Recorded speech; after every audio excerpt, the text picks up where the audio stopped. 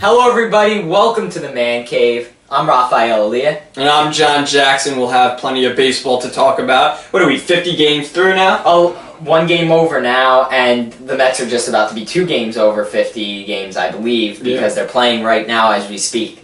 I think they're winning 1-0. They were winning 1-0 last time we checked. I don't know what it's going to be by the time you watch this. Might put this up tomorrow, later tonight. We don't know. You hope that it's a win. Yeah, hopefully it's a win, but as of now, we do not know. Well, here's what I want to talk about today. I got Yankees. I got enough Yankees and Mets to talk about, obviously. Mm-hmm. For the Yankees, I want to talk about the three-headed monster at the back of the bullpen. I want to talk about that because after Dylan Betances gave up, I think it was 2 or 3 last night, Joe Girardi's being questioned on whether he's using that right.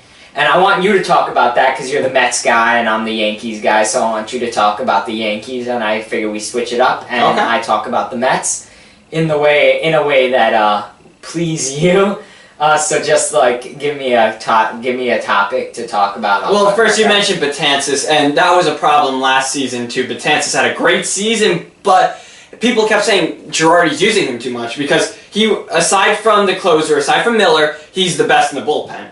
Obviously, you can almost make a case sometimes who's better out of the two, but one's a closer, one's more of a setup man. But people were saying Joe Girardi was using him too much last season. You would assume, what would you assume? Better, he's using him more this season or last season? Well, he's definitely using him more. He's not using him more this season through 50 games. Last season he was overdoing it. Last season he overdid it, but this season he's definitely using him a lot. But what are you gonna do? You got no team other than these 3 guys in your bullpen who have now become the best players on your team. They're the best guys you have. You don't have hitters.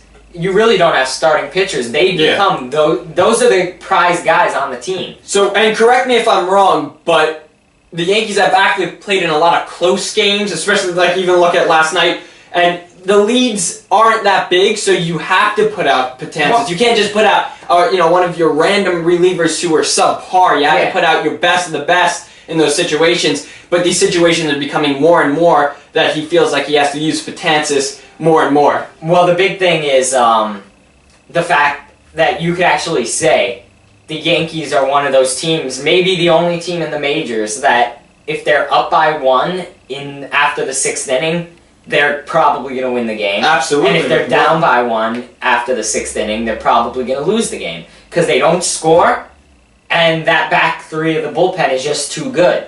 So it's it's difficult when you're examining how this Yankee team's going to do because it really all depends on that bullpen, combined with how the offense does, because the bullpen's not going to fall apart. You don't expect them to fall apart, but if they do, then there goes the season. But we've seen now they're performing very well, but the Yankees still can't win games because they can't score runs. There's one more thing I want to talk about with the Yankees, and correct me if I'm wrong. First, I'm going to ask you a question. How many runs did CC give up last night? He gave up 2.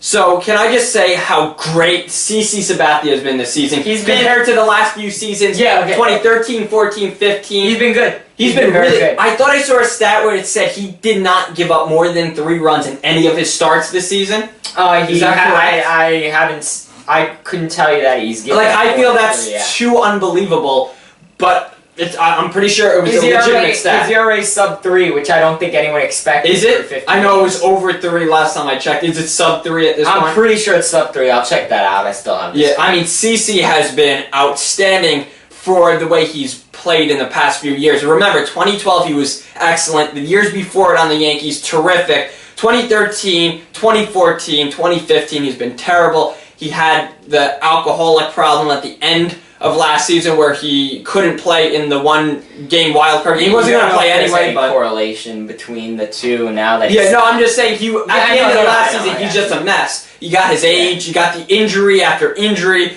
the alcoholism. I mean, this is a guy who's just been outstanding this season. And do you have his ERA up right now? Are you searching for it? No, I got it up. Yep, his ERA this season, 2.85. That's amazing. And his whip is only 1.20, which is that's okay.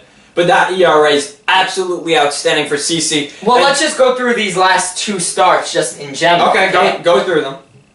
His last start was 2 earned runs on 5 hits and a walk through 6 innings. Mm-hmm. And his start before 7 innings, giving up 2 hits, walking 1, no earned. Yeah, so, I mean... He lost both of those starts. That's terrible, and that's the thing, though. Both of those starts, the Yankees scored just 1 run, gave him no help. How are you going to win a game?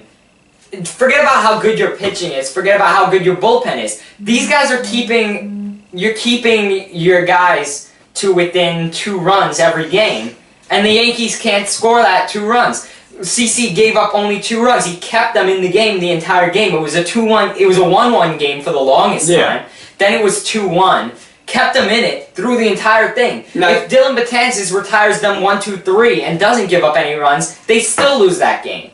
The thing that's frustrating, too, although I just praise CC right now, how great he's been playing, we don't know if this is going to continue. You can't be wasting CC starts. You cannot be wasting them. So that's all we have about the Yankees. On to the Mets, Yeah. So just the Mets right now. What do you think about this David Wright situation? David Wright now, we don't know if he's going to be on the DL, but he has a herniated disc. What's your take on that? I'm sorry, repeat that. David Wright. Oh, what's your take on his herniated disc? This whole mess with him being now spinal stenosis, herniated disc. Well, should he go on the DL? Should it happen quick?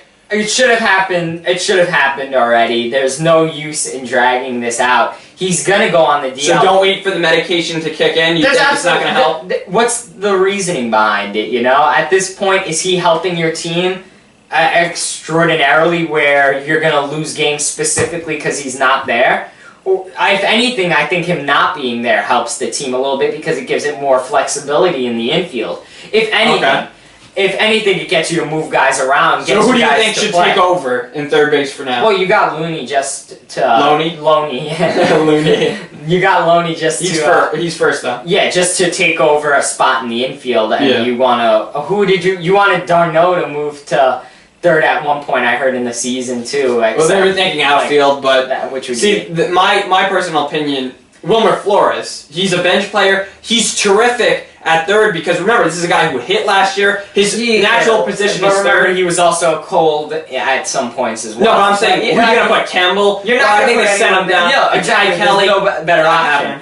But, exactly, there are different options you could use where you don't need David Wright there. He's not helping on defense. He's not helping on offense. Yeah. He's going to land on the DL. That's an inevitability. Obviously. He's obviously going to land on the DL. I think you do it now when you have the chance to actually put him on. You could also make a case that if Flores repeats what he did last year, that's better production at third than you would get from David Wright. David Wright's batting .226, does have 7 home runs, 14 RBIs.